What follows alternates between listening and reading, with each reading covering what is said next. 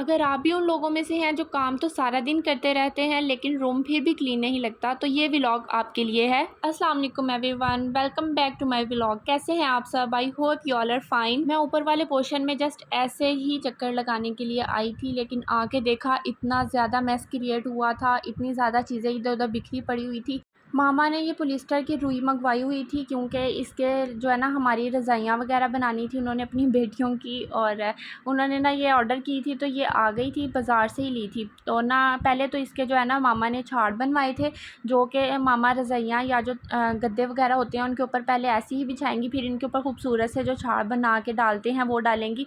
तो मामा और आंटी बैठ के, मेरी आंटी आई हुई थी, तो पहले तो मामा अकेली कर रही थी, फिर आंटी ने मामा की काफ़ी हेल्प करवाई। तो मामा ने और आंटी ने मिल के जो रज़ाइयाँ वगैरह थी ना, कईयों को जो है ना वो सिलाई लगा रही थी या नगंद रही थी, मामा लोग तो ऐसे ही कहते हैं।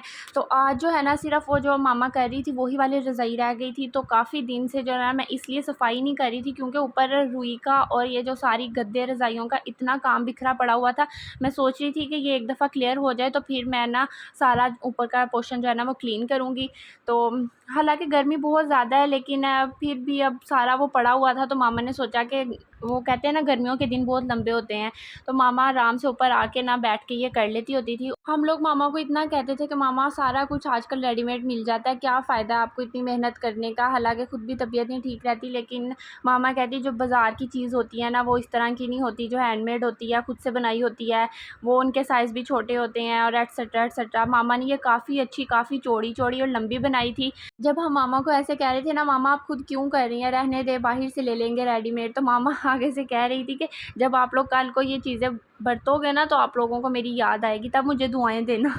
अच्छा, कभी कभी ऐसा लगता है कि पूरा दिन काम करते हुए गुजर जाता है, लेकिन दिन के एंड पे फिर भी ऐसे लगता है कि अभी तो कितना कुछ बाकी है। मेरे साथ आजकल इतना मैं इस काम को फील कर रही हूँ ना, आज का दिन भी कुछ ऐसे ही था कि घर का इतना काम पेंडिंग था, लेकिन मैं रोज़ाना सोचती थी कि आज जाऊँगी, लेकिन जब मैं आज ऊपर आई मामा लोगों को चाय देने के लिए, लेकिन फिर नीचे जाने की बस हिम्मत ही नहीं हुई। मेरा दिल किया कि बस अभी सारा कुछ जो है ना घर को नीट कर लूँ, क्लीन कर लूँ। मुझे क्लीनिंग करने का शौक़ तो है, लेकिन कभी कभी इतना काम देख के ना थक जाती हूँ, कि सोच के ही थक जाती हूँ कि ये कैसे होगा, किस तरह करूँगी। लेकिन जब आप एक पहला स्टेप ले लेते हो ना, तो लिटरली जितना भी मुश्किल काम क्यों ना हो आप कर गुजरते हो उसे।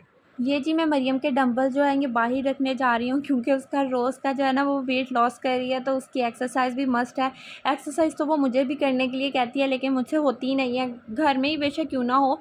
लेकिन मैंने एक दफ़ा कोशिश की थी करने की, मेरे तो अगले दिन क्या कि पूरा हफ्ता मुझसे उठा ही नहीं गया था, इतनी मेरे जिस्म में दर्द हुई थी ना ये करके। सारे हंसे जब मुझसे उठ के बैठा नहीं जाता था और बैठ के उठा नहीं जाता था, सारे हंस रहे थे कि तुम्हें कहा किसने था कि इसको यूज़ करो, तुम्हारी सेहत इतनी है। मेरा इतना मजाक बनाना, लिटरली फिर मैंने दूसरे दिन के बाद इसको छोड़ दिया था। कहते हैं कि अगर इसे अपनी रूटीन में ऐड कर लो, डेली करते रहो, तो आपको आदत बन जाती है, फिर आपको दर्द भी नहीं होती। लेकिन करती किस तरह, एक दिन से ही इतनी दर्द हो रही थी कि दूसरे दिन पकड़ा ही नहीं जा रहा था, मैं तो ऐसा कर ही नहीं सकती थी। लेकिन दूसरी तरफ वेट गेन का शौक भी इतना है कि दिल करता है कि जो जो चीज़ें वेट गेन के लिए यूज़ होती हैं ना वो सारा कुछ एक ही दिन में करके रिजल्ट्स आ जाएं।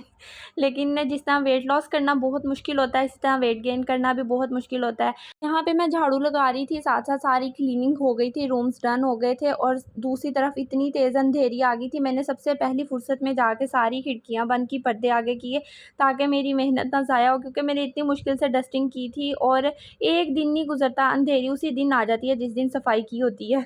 यहाँ पे जी मैं भाभी का, हाजी का रूम क्लीन कर रही थी। मुझे रूम क्लीन करते हुए हाजी की इतनी याद आ रही थी। कोई भी ऐसी जगह नहीं होती थी जहाँ उसके टॉयज़ नहीं होते थे, हर जगह से उठाते रहते थे, यहाँ ये ना रखो, यहाँ ये ना रखो। लेकिन जब से भाभी गई हैं, रूम बिल्कुल इस तरह है, अनटच है, जैसी चीज़ें पड़ी हैं वैसी ही पड़ी हैं। बेशक आप यहाँ पे 1 महीना सफाई ना करो, कोई डस्ट के अलावा आपको चीज़ इधर-उधर नहीं मिलेगी।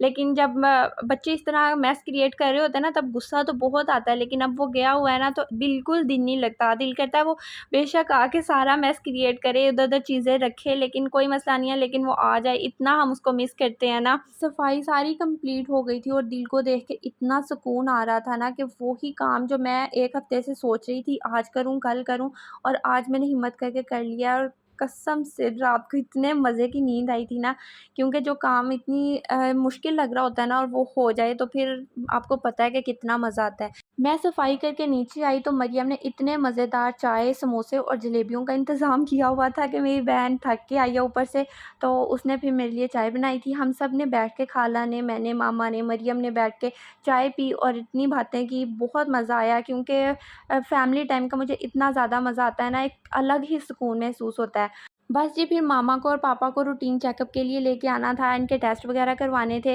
तो फिर हम लोग आ गए थे लेबॉर्ट्री में। यहाँ पे मामा के टेस्ट हो रहे हैं। मुझे लगता है हर लड़की को अपनी ज़िंदगी में इतना ज़रूर सीखना चाहिए कि वो ज़रूरत के वक़्त अपने पैरों पर खड़ी हो सके। और इंडिपेंडेंट होना सिर्फ़ पैसे कमाने का नाम नहीं है, बल्कि अपने डिसीज़न्स खुद लेना, न्यू स्किल्स को सीखना और अपने ऊपर यकीन रखना भी इंडिपेंडेंट होने में ही आता है। आप यकीन करें, छोटी-सी शुरुआत भी एक दिन बहुत बड़े रिज़ल्ट्स देती है। आपने सिर्फ़ एक दफ़ा स्टार्ट करना है और ज़िंदगी एक दफ़ा मिली है। आपने इसको वेस्ट नहीं करना, अपने ख्वाबों को ख्वाब मत रहने दें, क्योंकि ये आपके ख्वाब हैं और आपने ही इनमें खुद रंग भरने हैं। बेशक आपके पेरेंट्स, आपके भाई या फिर आप मैरिड हैं तो आपके हस्बैंड्स इस तरह की कोई ताकत रखते हैं कि वो आपके ख्वाब, आपका सारा कुछ पूरा कर सकते हैं। लेकिन आप जब इंडिपेंडेंट होते हैं ना और खुद से अपने ऊपर खर्च करने में मज़ा ही कुछ और होता है। साथ-साथ ये मरियम का सूट जो है स्टिच होके आया था, मैं ये भी आपको दिखा दूँ। इतना प्यारा ये प्रिंट था ना, समर्स के अकॉर्डिंग। पहले मैंने सोचा था इसके साथ सेम कलर की लेस लगवाऊँगी, लेकिन जब मैंने इसके ऊपर रख के देखी तो वो इतनी अच्छी नहीं लग रही थी। फिर मैंने इसको व्हाइट का टच दिया और बहुत अच्छी-सी ये इसके साथ लेस मैच हुई थी और साथ में इसका बटन्स वाला गला बना लिया था, जो कि बहुत प्यारा लग रहा था। और साथ ही ये मामा का एक सूट सिलाई करने के लिए दिया था, ये भाभी के घर वालों की तरफ से आया था, तो ये वाला सूट भी हम लोगों ने स्टिच करवा लिया था। और ये तब आया था जब हुनैन हुआ था ना, तो भाभी के घर वाले कपड़े लेके आए थे, तो मामा का ये वाला सूट था, तो मैंने सोचा ये भी स्टिच करवा देती हूँ साथ ही। बस इसका सिंपल सा नेक बनवाया था, क्योंकि मामा से इतने जो है ना हैवी कपड़े नहीं पहने जाते। सिंपल, पहले ही ये बहुत ज़्यादा एम्ब्रॉयडरी वाला था, तो बस इसको सिंपल नेक के साथ ही बनाया था और सिंपल सी इसके साथ लेस लगवाई थी।